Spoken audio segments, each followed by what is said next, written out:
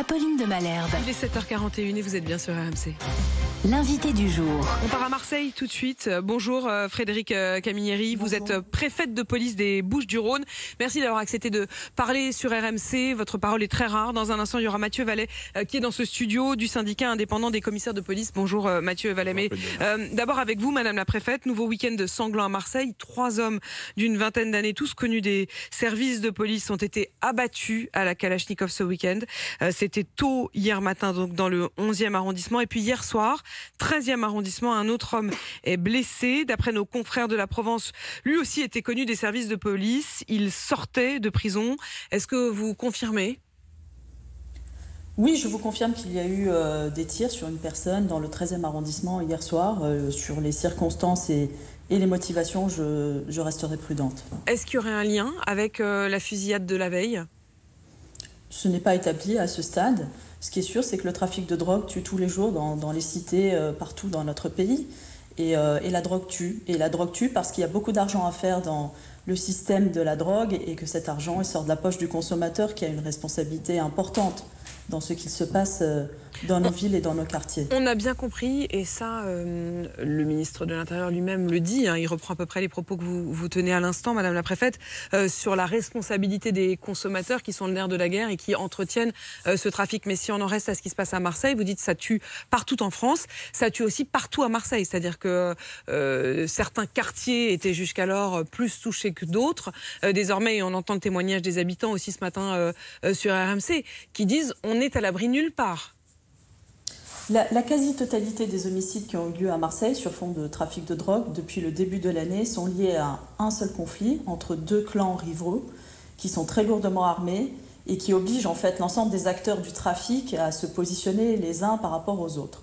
Et donc les personnes qui sont ciblées, elles sont ciblées là où elles se trouvent. Et elles se trouvent parfois ailleurs que dans les cités où se déroule le trafic de drogue. Elles se trouvent à Marseille dans des boîtes de nuit, comme ça s'est passé ce week-end. Elles se trouvent parfois devant des snacks où elles ont leurs habitudes.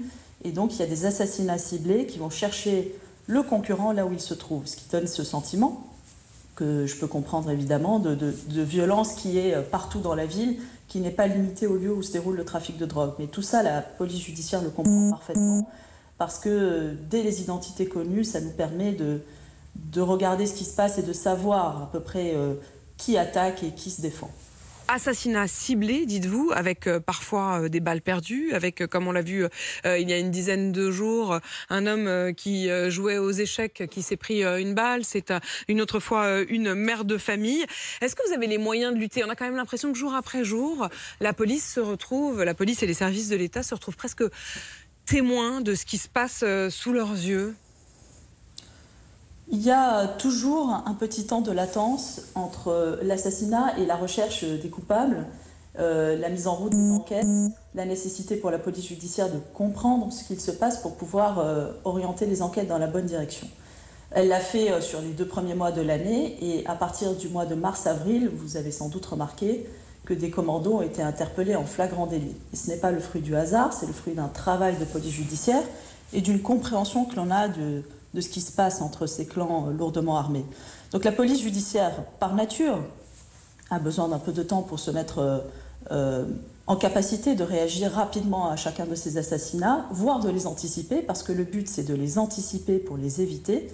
Et par ailleurs, la police de voie publique, elle va aller chercher les armes, essayer de démanteler les réseaux dans les cités, déstabiliser les réseaux, et surtout leur faire comprendre que puisqu'ils se disputent pour l'argent et qu'ils sont prêts à tout pour l'argent, eh bien on va leur couper les vivres déjà en empêchant le trafic dans les grandes cités de Marseille. Un travail que l'on fait depuis 2 ans et qui porte ses fruits avec 40 points de deal démantelés en 2 ans à Marseille. Alors il y a ce travail-là... Démantelé, c'est définitivement. C'est définitivement, c'est pas ceux qui renaissent de leurs cendres dès que les policiers repartent. Une question encore, Madame la préfète de police des Bouches-du-Rhône. 21 morts depuis le début de l'année. Combien de personnes ont été jugées ? Vous savez que la justice prend son temps et c'est heureux que chacun ait aussi le droit de se défendre dans de bonnes conditions, qu'il y ait des enquêtes approfondies.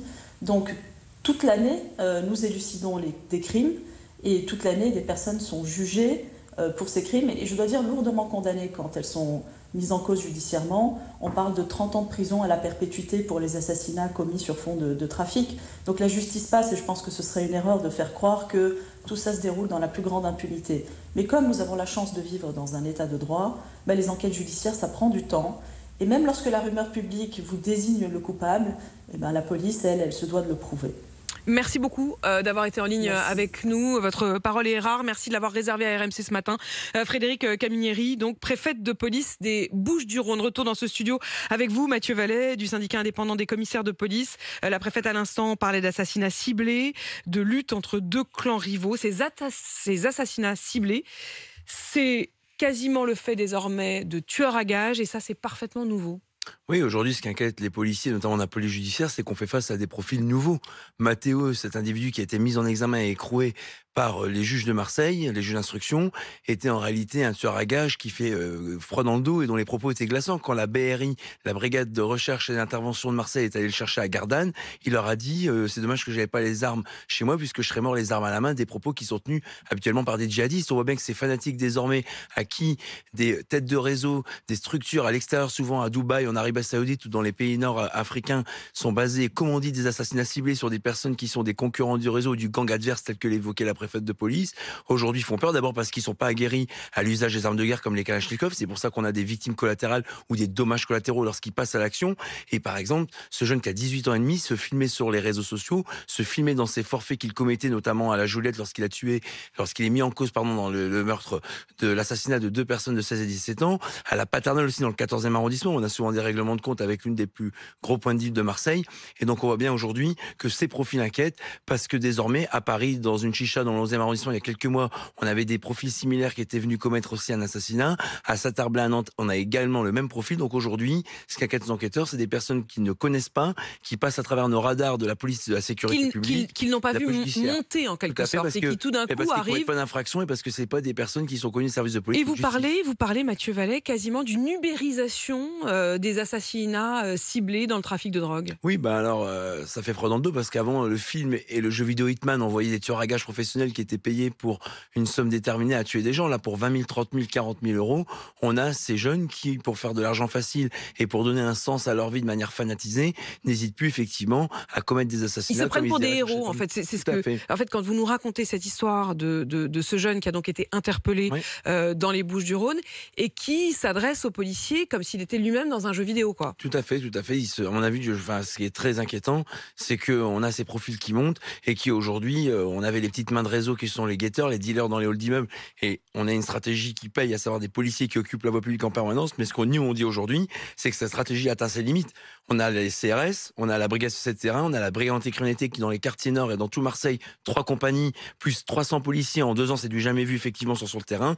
Aujourd'hui, il faudra miser sur l'outil de la police judiciaire pour éradiquer ces réseaux. Mais la stratégie paye, c'est ce que vous nous dites quand même ce matin, Mathieu Vallet. Il y a des interpellations et il y a, in fine, des jugements. Si vous voulez, pour terminer mon propos, cette stratégie, elle paye pourquoi ? Parce qu'on débarrasse les halls d'immeubles de ces délinquants qui pourrissent le quotidien des gens et qu'on peut pas dire aux gens attendez 1 mois ou 2 mois pour éradiquer un réseau. Avant, on mettait 1 an en termes de police judiciaire pour éradiquer des réseaux. Aujourd'hui, ça prend 1 mois ou 2. Quand ça prend trop de temps, c'est que ça fonctionne pas. Donc les enquêteurs de l'office anti-stupéfiants, mais aussi les enquêteurs de la brigade de recherche et d'intervention, eux sont mobilisés aussi pour qu'en des temps records, ils puissent faire de nombreuses interpellations. Je rappelle que 50% des règlements de compte à Marseille sont élucidés par la police judiciaire.